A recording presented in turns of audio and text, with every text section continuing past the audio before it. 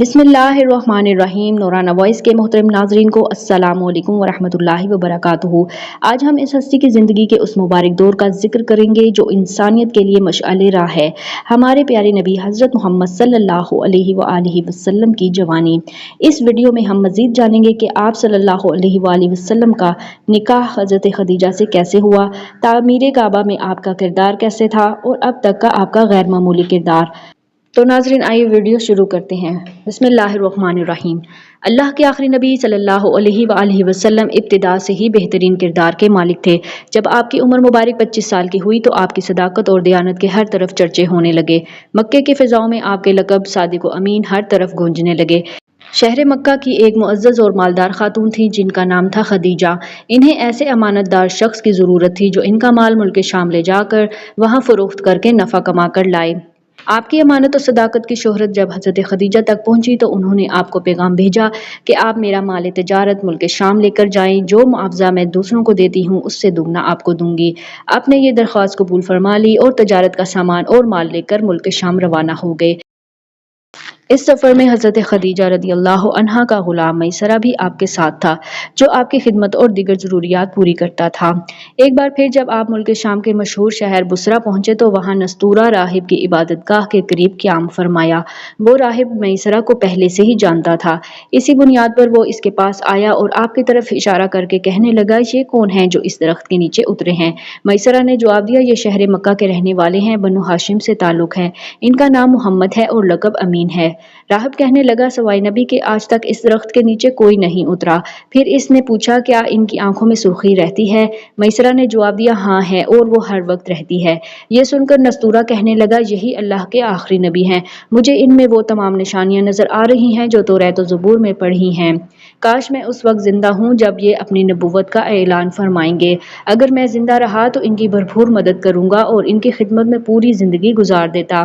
ऐ मैसरा, मैं तुम्हें नसीहत करता हूँ कि कभी इनसे जुदा मत होना, इनकी खिदमत करते रहना, क्योंकि अल्लाह पाक ने इन्हें नबूवत का शर्फ अता फरमाया है। आप सामान तिजारत बेचकर जल्द वापस तशरीफ़ ले आए। जब आपका काफ़िला मक्का वापस पहुंचा तो उस वक्त हज़रत बीबी खदीजा रदियल्लाहु ताला अन्हा मकान की छत पर बैठी हुई थीं। उन्होंने ये मंजर देखा कि अल्लाह के आखिरी नबी सल्लल्लाहु अलैहि वसल्लम पर दो फरिश्ते धूप में साया किए हुए हैं। इस मंजर ने हज़रत खदीजा के दिल पर गहरा असर किया।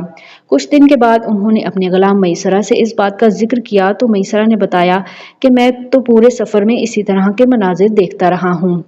फिर मैसरा ने इस तवील सफ़र में आपकी सदाकत और दयानत, हुस्न सलूक व गमख्वारी, मामला फ़हमी और कारोबारी महारत के जो रूह परवर मनाजिर अपनी आंखों से देखे वो बयान किए। नस्तूरा राहिब जिस तरह आप पर फिदा हो गया था और आपके मुस्तकबिल के बारे में पेशन गोइयां की थीं, ये बताया। ये सुनकर हज़रत खदीजा के दिल में आपके लिए अकीदत और मोहब्बत पैदा हो गई। हज़रत खदीजा मक्का की मालदार और बहुत मोहतरम और मुअज़्ज़ज़ खातून थीं। आपका ताल्लुक़ कबीला कुरैश की शाख बनु असद बिन अब्दुल उज़्ज़ा से था। इनका सिलसिला नसब 3 वास्तों से रसूलुल्लाह सल्लल्लाहु अलैहि वसल्लम से मिलता है। अहले मक्का इन्हें इनकी पाकदामनी की वजह से ताहिरा यानी पाकबाज के लक़ब से याद करते थे। इनकी उम्र 40 साल हो चुकी थी। इन्होंने इस वक्त 2 शादियां की थीं और इनके दोनों शोहर इंतकाल कर गए थे। बड़े अमीर व कबीर अफराद ने इनको शादी के पैगामात भेजे लेकिन उन्होंने तमाम पैगामात को वापस कर दिया और ये तय कर लिया था कि अब निकाह नहीं करेंगी। लेकिन आपके इखलाक, आदात, बरक़ात और हैरत अंगेज़ वाक़यात सुनकर इनका दिल आपसे निकाह की तरफ माइल हुआ।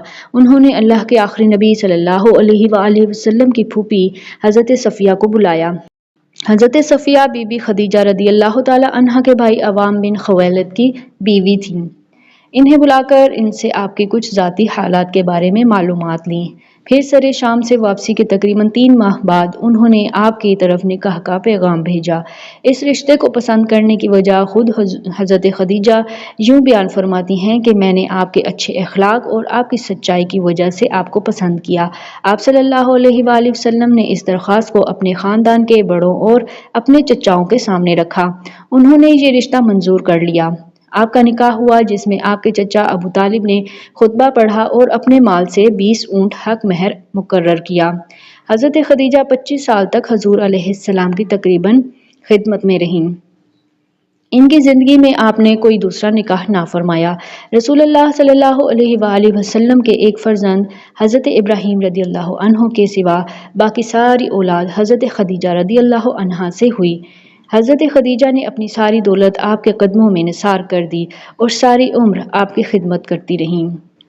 اللہ کے آخری نبی صلی اللہ علیہ وآلہ وسلم کی عمر مبارک جب 35 برس ہوئی تو زبردست بارش سے حرم کعبہ میں سیلابی پانی آ گیا۔ اس سے کعبہ شریف کی عمارت کو کافی نقصان پہنچا اور اس کا کچھ حصہ بھی گر گیا۔ قریش نے یہ طے کیا کہ مکمل عمارت کو توڑ کر پھر سے کعبہ کی ایک مضبوط عمارت بنائی جائے جس کا دروازہ بھی بلند ہو اور اس کی چھت بھی ہو۔ چنانچہ قریش نے مل جل کر اس کام کو شروع کر دیا۔ اس تعمیر میں آپ بھی شریک ہوئے اور پتھر اٹھا اٹھا کر لاتے رہے۔ مختلف قبیلوں نے کعبہ شریف کی عمارت میں مختلف حصے آپس میں تقسیم کر لیے، لیکن جب حجر اسود رکھنے کا مرحلہ آیا تو فتنوں نے سر اٹھانا شروع کر دیا۔ قبیلوں کا آپس میں سخت اختلاف ہو گیا۔ ہر قبیلے کی خواہش تھی کہ حجر اسود کو نصب کرنے کا اعزاز اسے حاصل ہو۔ اگر کوئی قبیلہ اس میں رکاوٹ بنے تو تلوار کے زور سے اس کا راستہ روکا جائے۔ 4 دن اسی بات میں گزر گئے کہ حجر اسود کو نصب کرے گا۔ ایک بوڑھے شخص نے اس جھگڑے کو ٹالنے کے لیے یہ تجویز پیش کی کہ کل جو شخص صبح سویرے سب سے پہلے حرم کعبہ میں داخل ہو اسی سے ہم اپنا فیصلہ کروائیں گے۔ وہ جو فیصلہ دے سب قبائل اسے تسلیم کریں گے۔ اس بات پر تمام قبائل کا اتفاق ہو گیا۔ خدا کی شان کے صبح کو جو شخص سب سے پہلے حرم کعبہ میں داخل ہوا وہ نبی کریم صلی اللہ علیہ وآلہ وسلم ہی تھے۔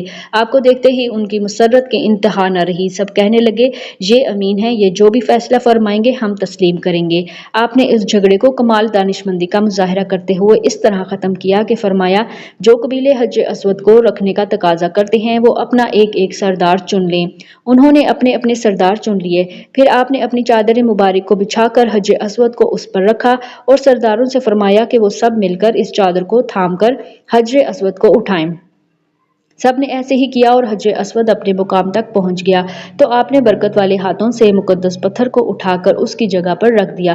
اس طرح آپ کی حکمت اور دانشمندی سے فتنہ و فساد کے شعلے بھی بجھ گئے اور سب کے دلوں میں مسرت و شادمانی کی لہر بھی دوڑ گئی۔ اللہ کے آخری نبی صلی اللہ علیہ وآلہ وسلم کی تمام زندگی اعلان نبوت سے پہلے بھی بہترین اخلاق و عادات کا مجموعہ تھی۔ سچائی، دیانتداری، وفاداری، وعدے کی پابندی، بڑوں کی عظمت، چھوٹوں سے شفقت، کمزوروں سے ہمدردی، مہربانی و سخاوت، دوسروں کی خیر خواہی، رحمدلی و نرمی، الغرض تمام نیک باتوں اور اچھی عادتوں میں آپ بے مثل و بے مثال تھے۔ حرص، فریب، جھوٹ، بدعہدی، شراب خوری، ناچ گانا، لوٹ مار، چوری، فحش گوئی وغیرہ وغیرہ جیسی بری عادتیں جو زمانہ جاہلیت میں بہت عام تھیں، آپ کی ذات گرامی ان تمام باتوں سے پاک و صاف رہی۔ بلکہ آپ کی شان یہ ہے کہ عرب کے اس گرے ہوئے معاشرے میں بھی آپ کی شرافت، امانت، دیانت اور صداقت کا دور دور تک شہرہ تھا۔ مکے کے لوگوں کے دلوں میں آپ کے اخلاق کی وجہ سے آپ کی ایک خاص عزت تھی۔ آپ کی عمر مبارک تقریباً 40 سال ہو گئی تھی لیکن جاہلیت کے تمام بےہودہ، مشرکہ اور جاہلانہ کاموں سے آپ کا دامن پاک رہا۔ شہر مکہ جہاں بت پرستی ایسی عام تھی کہ خود 360 بت موجود تھے لیکن جن کی خانہ کعبہ میں پوجا ہوتی تھی، آپ نے کبھی ان بتوں کے آگے سر نہیں جھکایا۔ آپ کی گزاری ہوئی زندگی کا کمال تھا کہ اعلان نبوت کے بعد آپ کے دشمنوں نے بڑی کوشش کی کہ کوئی چھوٹا سا عیب آپ کی زندگی سے کسی دور میں مل جائے، کوئی کمزور بات آپ کی اب تک کی زندگی میں ثابت ہو جائے تو اسے سامنے لا کر آپ کی عزت و وقار پر حملہ کیا جائے اور آپ کو لوگوں کے سامنے کمتر ثابت کیا جائے۔ مگر آپ کے ہزاروں دشمن سوچتے سوچتے تھک گئے لیکن کوئی ایک ایسا بھی واقعہ نہیں مل سکا جس سے آپ کے کردار پر انگلی اٹھاتے۔ اس لیے جیسے ہی آپ نے اعلان نبوت فرمایا، خوش بخت لوگ آپ کا کلمہ پڑھ کر دل و جان آپ پر قربان کرنے لگے۔ ناظرین، اب تک کے لیے بس اتنا ہی، پھر سیرت نبی کے کسی اور موضوع کو لے کر نیکسٹ ویڈیو میں آپ سے ملاقات ہوگی۔ ویڈیو کو لائک کرنا اور چینل کو سبسکرائب کرنا مت بھولیے گا۔ تب تک کے لیے اللہ حافظ۔